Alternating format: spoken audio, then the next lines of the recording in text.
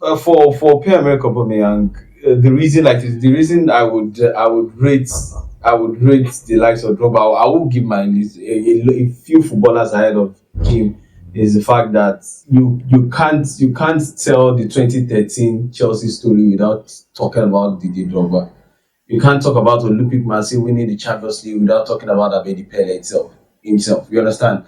So you can't write stories like that without some players being ahead of it. You're not a part of it.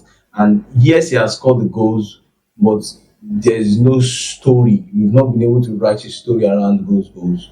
Did you understand? You've not been able to write a Premier League title around those goals. You have not been able to hang a Europa League or a Champions League title around those goals. That's what makes it. It's the goals are there, but it's not sticking. Did you understand? But I still remember Abedi Pele for Olympic Marseille winning the Champions League because of what he did and how the story was. You remember the Drogba. You remember how well he pushed the team. Did you understand? So that's just what's missing. Roger Miller. Roger Miller, yes, that's the name I was trying to remember for Cameroon. So when they were at the World Cup, so you remember those names because of the story they can push.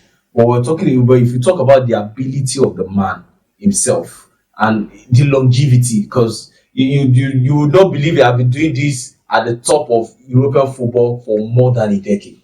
More than a decade. More than a decade. That guy is close to 2 decades. More than a It's decade. been crazy. Practically ruled Dortmund till he was tired and there was nothing Dortmund to do 15 again years before he at came top. to the Premier League Awesome. and how well he has done. So it's because of the story that's not been written around those goals. But his ability good, but saying greatest strikers in Africa, personally, I won't put him in my top five.